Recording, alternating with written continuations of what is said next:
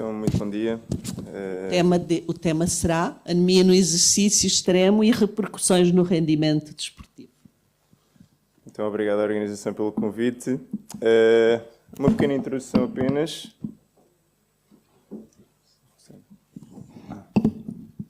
Uma pequena introdução só para perspectivar aquilo que vamos falar dentro do que é o mundo do desporto. Se nós tivermos aquilo que é a performance, temos os 4 componentes clássicos do físico, do técnico. Se tivermos em conta o Cristiano Ronaldo, é como é que ele apanha a bola, se ele consegue meter a bola lá dentro. Do tático, se ele está bem posicionado em campo. E do psicológico, que acho que é evidente para todos. Se tivermos em casa o Cristiano Ronaldo, que agora não anda assim tão bem. E depois, de desporto para desporto, nós podemos ter vários componentes diferentes. Por exemplo, no ciclismo temos um grande componente físico. No xadrez teremos um componente físico quase nulo.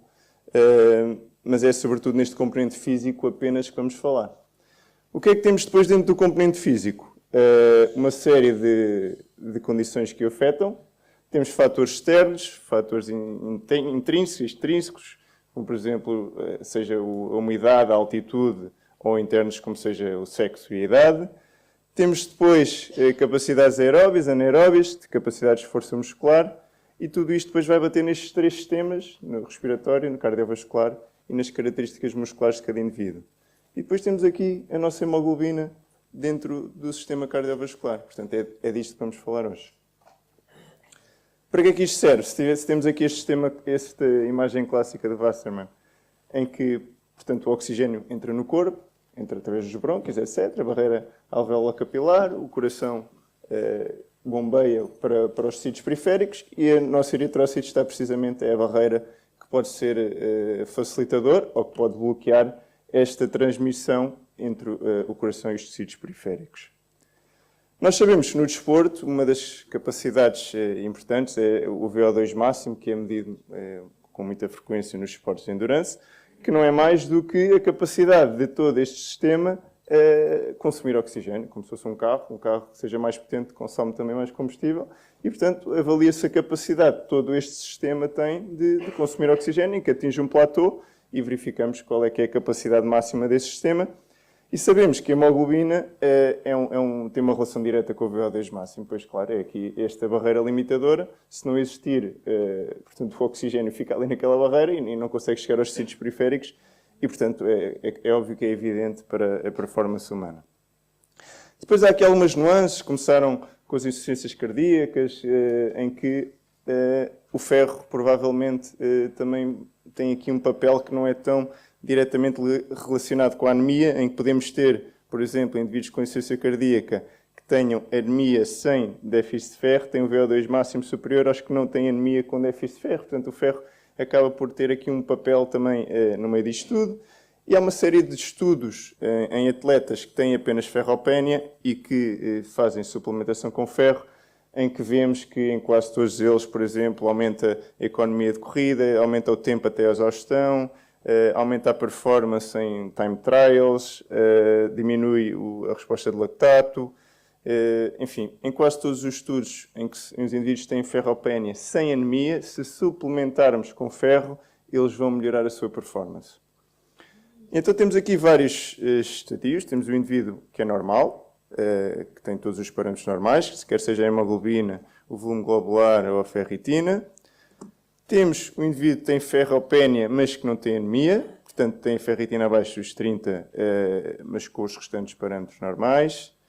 Temos a ferropénia com microcitose, em que a hemoglobina ainda está bem, mas que o volume globular médio baixa abaixo de 80, com a ferritina também baixa. E depois temos a anemia propriamente dita, em que a própria hemoglobina baixa. Portanto, nós no desporto queremos evitar chegar ao estado que vai demorar muito mais tempo a recuperar, que é a da anemia, e queremos andar muito mais na prevenção, o que difere um bocadinho do indivíduo normal do dia-a-dia. Em termos de epidemiologia, vou falar muito rápido, apenas não há muita coisa, mesmo a nível internacional, mas que se falarmos em ferropénia, um destes estudos dizia que os atletas, 35% das mulheres e 11% dos homens, teriam ferropénia. Claro que isto depois depende muito do desporto, depende se as equipas têm nutricionista, se não têm, há aqui muitas variáveis no meio disto tudo. Esta é uma revisão que envolveu 24 desportos, em que diagnosticou ferropénia em quase 60% das mulheres e 31% dos homens, mas que a anemia andava ali à volta dos 6-7%, quer nos homens, quer nas mulheres.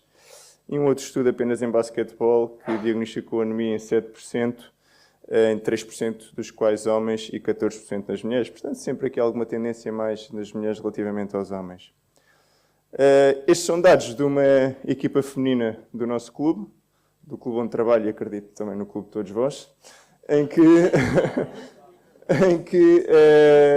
por exemplo, as atletas no início da época, ninguém tem ferropénia, mas se em janeiro fizermos análises, vemos que 65% das atletas têm ferropénia, 14% das quais uma ferropénia abaixo de 10, 36% apenas têm uma ferritina acima de 30. Nenhuma delas tem anemia, nunca tivemos. Temos apenas uma atleta, mas é por outras causas, porque acredito eu que controlamos isto de uma forma bastante sistemática. E eu penso que é bastante relevante. Relativamente à fisiopatologia, antigamente falava-se muito desta hemólise traumática, falava-se muito das menstruações, falava-se das perdas gastrointestinais relacionadas com o exercício, mas hoje em dia fala-se cada vez mais desta questão da inflamação provocada pelo exercício, da hepsidina, que bloqueia a absorção a nível intestinal, bloqueia a nível portal e no fundo, mantém o ferro dentro dos macrófagos.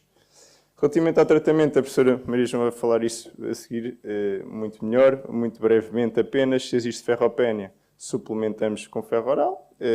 O mais clássico são os 100 mg dia. Se existem fatores, alterações gastrointestinais, pode ser para dias alternados, se não pode baixar a dose.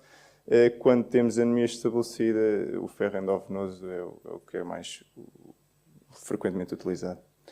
Outras formas de aumentar a hemoglobina, que é o que os atletas todos querem, não é? Temos os treinos em altitude. Isto é muito variável, de atleta para atleta, qual é que é a resposta de hemoglobina. Hoje em dia sabe-se que existem muitos outros mecanismos pelos quais o treino em altitude beneficia o atleta, nomeadamente na percepção da fadiga e a nível central, e provavelmente é muito mais por aí do que pela hemoglobina em si. Mas usualmente fazem-se campos acima dos 2.000 metros, 3 a 6 semanas. Existem diversas variantes em que se pode viver alto, treinar baixo, enfim, mas o mais frequente é viver alto e treinar baixo. E falo aqui um bocadinho de doping, porque os atletas dos esportes de endurance, e meto aqui o ciclismo, porque o ciclismo, claro, a capacidade física naquele quadro inicial é enorme, é a maior parte do desporto, portanto, e acho que é importante todos nós, como os médicos, percebermos o que é que se passa em algumas situações. O ciclismo teve uma época muito negra, até 2004, a época do Lance Armstrong foi todo conhecido de voz, e nessa altura foi por algum motivo também que lhe retiraram os títulos, mas também não o deram a mais ninguém, porque os outros todos estavam na mesma situação. Houve uma série de equipas envolvidas, uma série de médicos, foi uma desgraça, e isto era precisamente de um estudo que encontrei, em que eles iam os regimes, um regime típico que eles fariam, em que faziam, por exemplo, numa fase inicial, ciclos de eritropoetina, das bolinhas a preto, colhiam sangue, e, entretanto, antes das provas principais, transfundiam o sangue novamente e permitiam, no fundo, conseguir aguentar melhor essas provas.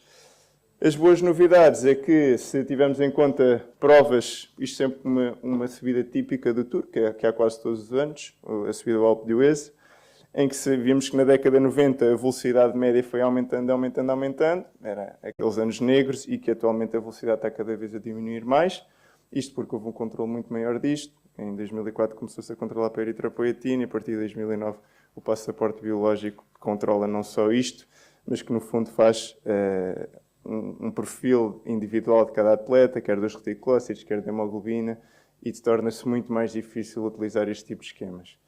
Isto só para vos mostrar o quão importante é a hemoglobina e o eritrócito no meio do mundo desportivo, que leva a este tipo de coisas. Conclusão, muito breve, apenas duas coisas. A monitorização do hemograma e das reservas de ferro são essenciais no desporto de alto rendimento, se calhar é a mensagem principal. E hoje em dia em Portugal quase ninguém faz, mesmo nos grandes clubes. Provavelmente é um paradigma que temos que mudar. E no atleta temos que começar a suplementar antes de instalar a anemia. Quando a anemia já está instalada, depois é muito mais difícil. E pronto, são os meus contactos e qualquer coisa às horas.